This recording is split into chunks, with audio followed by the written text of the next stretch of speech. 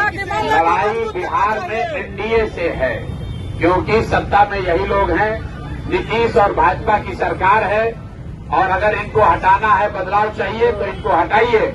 अब जनता को इतना ही तय करना है कि इनको हटा के वापस से राजद का जंगल राज लाना है, अपहरण रंगदारी वाला राज व्यवस्था बनाना है, या नई व्यवस्था बनानी है जिसका नाम जन सुराज है। तेजस्वी यादव भी आज मधेपुरा आ रहे हैं। भाई लोकतंत्र है, सबको सब जगह आने जाने का अधिकार है, सबको अपनी बात कहने का अधिकार है। लेकिन राजद जो है वो एक्सपायर दवा है, उसको 15 साल आप खा लिए, देख लिए, उससे आपका इलाज नहीं हुआ। 15 साल राजद की सरकार में बिहार में जंगल राज रहा, अपहरण रंगदारी, बिजली, पानी, सड़क सब बर्बाद। तो अगर आप फिर से उन पर भरोसा करके फिर से राजद को वोट दीजिएगा तो अपहरण रंगदारी के लिए तैयार रहिए। शेर बूढ़ा भी हो जाएगा तो मांस ही खाएगा, दूध नहीं पिएगा। तेजस्वी यादव भी घोषणा पे घोषणा कर रहा है, बड़ा पिटारा खोल दिया। घोषणा पे घोषणा करना ही दिखाता है कि कितना घबराहट में है।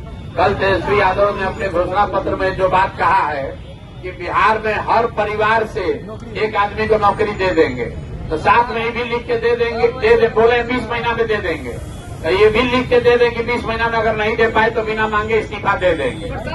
बिना मांगे इस्तीफा दे दो भाई। कल एक कहानी हमने सुनाया है बूढ़े शेर का।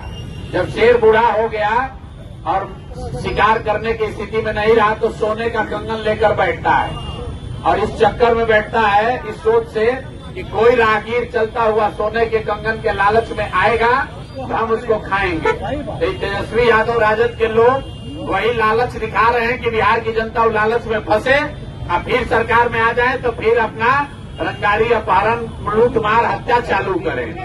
अब किसी भी हालत में लोग राजद को जिताने वाले नहीं है, राजद की सरकार बनने वाली नहीं है। और मधेपुरा की जनता से ये आग्रह करना चाहेंगे, आपके जो विधायक हैं भैया, इन्हीं के विधायक के रहते हुए एक भी अगर यहाँ शिक्षा व्यवस्था सुधरी है तो बता दीजिए। शिक्षा मंत्री थे, यहाँ के पढ़े लिखे आदमी हैं, और आपके बच्चों का जब पेपर लीक हुआ पटना में लाठी चला, इन साहब ने मुंह नहीं खोला। और रामायण पर बोलिएगा, तुलसीदास पर बोलिएगा, कालिदास पर बोलिएगा, हिंदू धर्म पर बोलिएगा, लेकिन यहाँ के बेरोजगारी पर नहीं बोलेंगे, मधेपुरा के विकास पर नहीं बोलेंगे। तो मेरे भाई, जन सुराज ने कोई बहुत बड़ा वादा नहीं किया है। एक चीज जरूर कहा है कि अगर आप स्कूल के बस्ता छाप पर बटन दबाइएगा 14 को जन सुराज की व्यवस्था बनी, तो और कुछ हो या न हो, जो लोग छठ में अपने घर वापस आए हैं वो अगर 14 को जन सुराज की व्यवस्था बनी तो अब उनको 10, 12, 15 हजार रुपए के रोजी रोजगार के लिए वापस नहीं जाना पड़ेगा।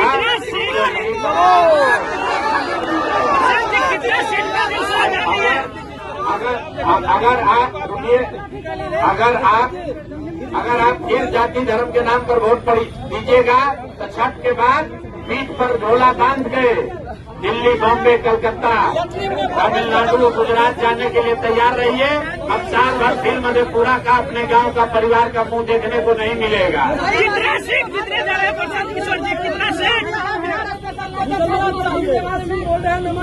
मेरे भाई, गुजरात में लाठी चले या महाराष्ट्र में गाली पड़े, तमिलनाडु में मार के भगाए या पंजाब में मार के भगाए, ये इसलिए है कि बिहार में रोजगार नहीं है। और बिहार में रोजगार नहीं तो अभी सरकार बन रही है, 20 वर्ष से जो नीतीश और भाजपा की सरकार है, आपको रोजगार नहीं मिला। आप गुजरात, तमिलनाडु जाके मजदूरी कर रहे हैं, तो फिर जाके वोट दोगे, फिर जाके वोट उसी को दोगे तो आपका कैसे सुधार होगा। इसलिए ये प्रशांत किशोर की, ये खाली प्रशांत किशोर की लड़ाई नहीं है, ये प्रशांत किशोर की लड़ाई नहीं है, ये आपकी लड़ाई है। अगर अपने बच्चों के पीठ से मजदूरी का बोरा हटाना चाहते हो तो स्कूल का बस्ता पकड़ाइए।